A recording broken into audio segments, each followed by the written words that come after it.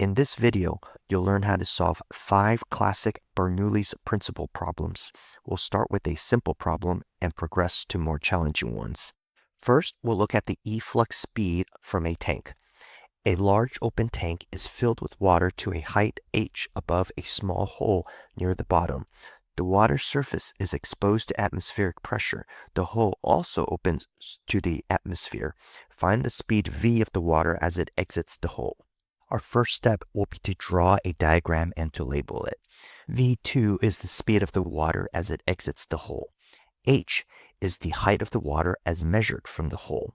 I'm going to use the height of the hole as my reference height, so H2 is equal to 0, and H1 is equal to H. That's the height of the water.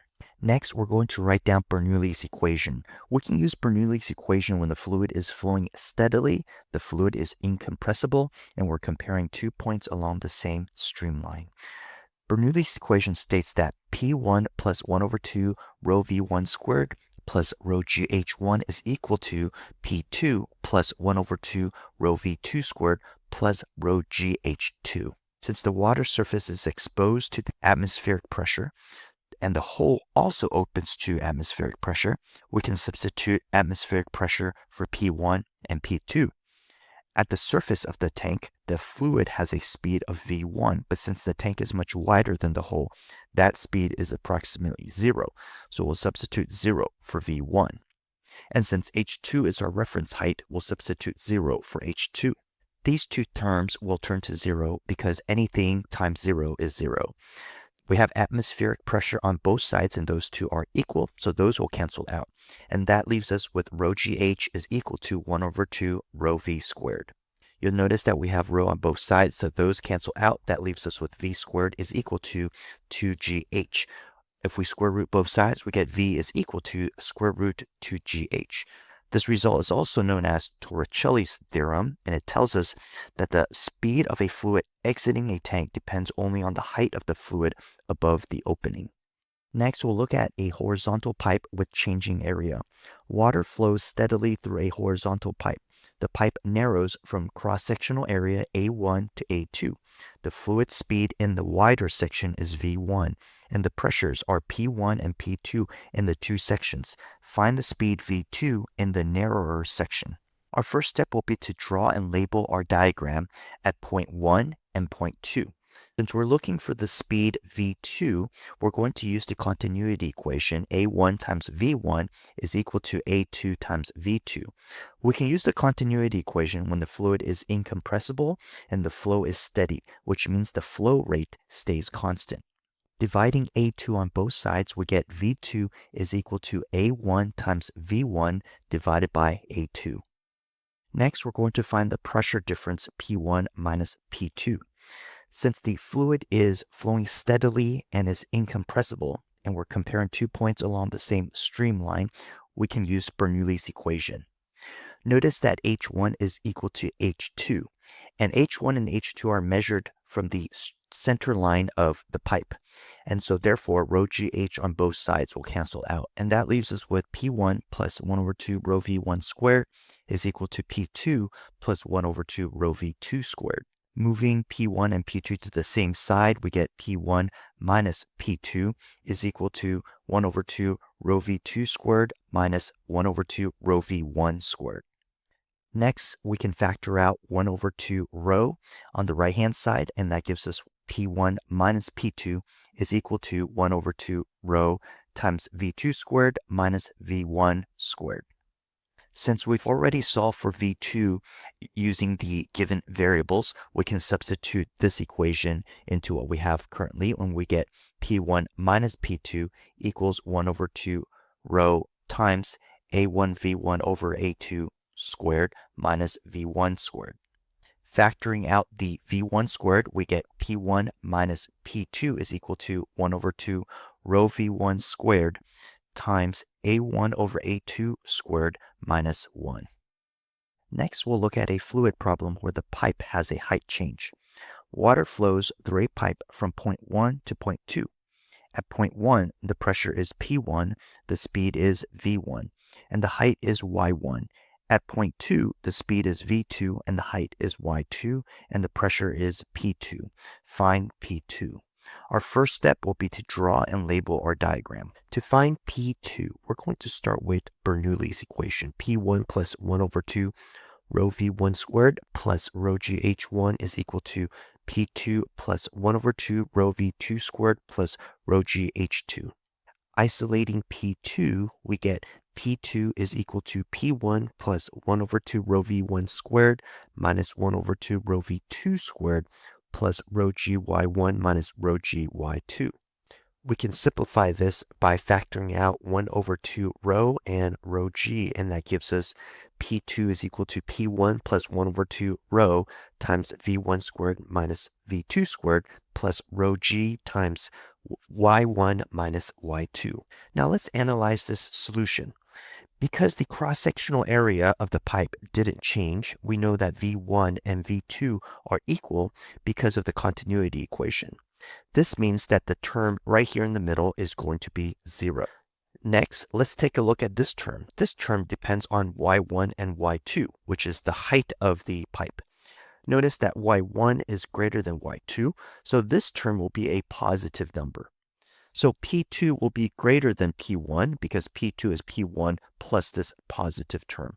What this means is that when we're going from a higher height to a lower height, that the pressure is going to increase if the speed remains constant. Now let's take a look at a fluid problem that combines Bernoulli's principle and projectile motion. A large open tank contains water to a height h above a small hole in its side. The hole is a vertical distance y above the ground.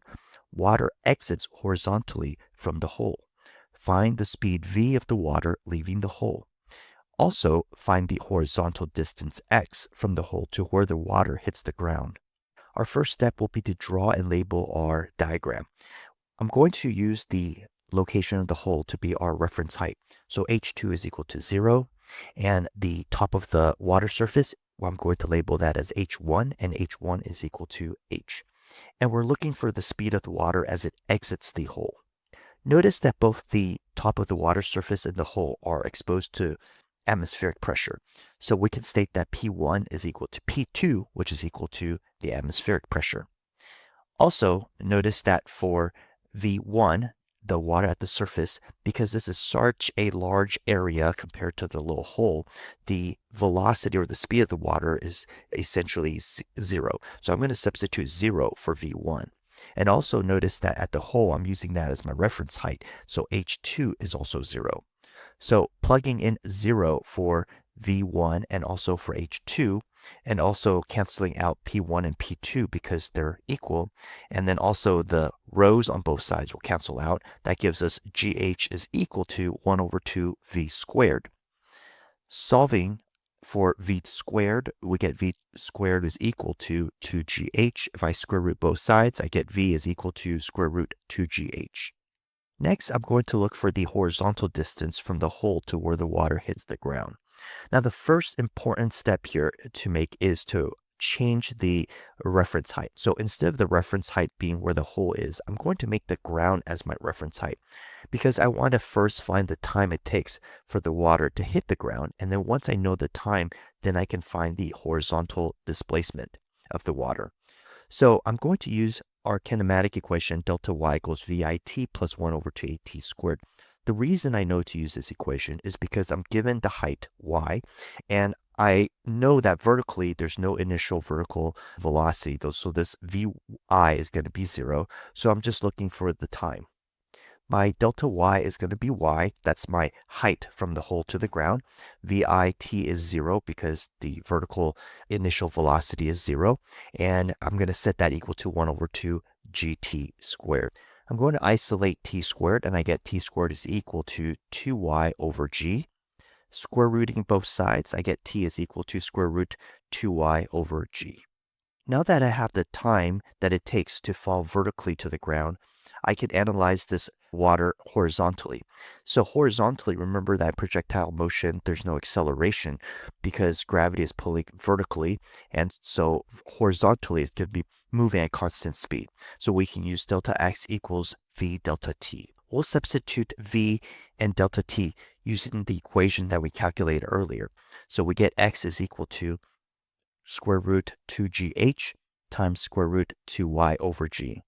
The G's will cancel out. We can pull the 2's out of the square root, and we get X is equal to 2 times the square root HY. Next, we'll look at a Venturi tube problem. Water flows through a horizontal Venturi tube. At the wide section, the area is A1. The pressure is P1, and the speed is V1. At the narrow section, the area is A2.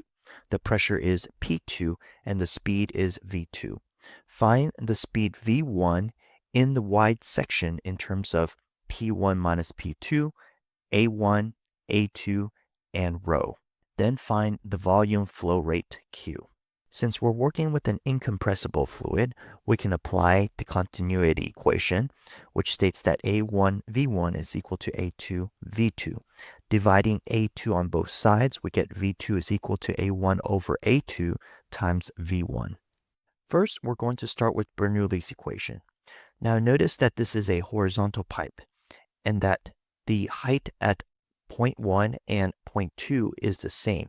If we were to measure it from a reference height, let's say from the ground to the center line of the pipe at both ends, we would have the same height. So H1 is equal to H2, and therefore the rho GH term on the left and on the right will cancel out. And that leaves us with P1 plus 1 over 2 rho V1 squared is equal to P2 plus 1 over 2 rho V2 squared. Next, we can isolate P1 minus P2, and we get P1 minus P2 is equal to 1 over 2 rho V2 squared minus 1 over 2 rho V1 squared. We can factor out 1 over 2 rho, and that gives us 1 over P1 minus P2 is equal to 1 over 2 rho times V2 squared minus V1 squared. Next, we're going to substitute V2 using the equation that we solved earlier, and we get P1 minus P2 is equal to 1 over 2 rho times A1 V1 over A2 squared minus V1 squared. We can factor out V1 squared. That gives us P1 minus P2 is equal to 1 over 2 rho V1 squared times A1 over A2 squared minus 1. Solving for V1, where we get V1 is equal to the square root of 2 times P1 minus P2 divided by rho times A1 over A2 squared minus 1. Now that we have the speed V1, we can solve for the volume flow rate Q. The equation for flow rate is Q is equal to AV. Q is equal. Now that we have the speed V1, we can solve for the volume flow rate Q. The equation for flow rate is Q is equal to AV.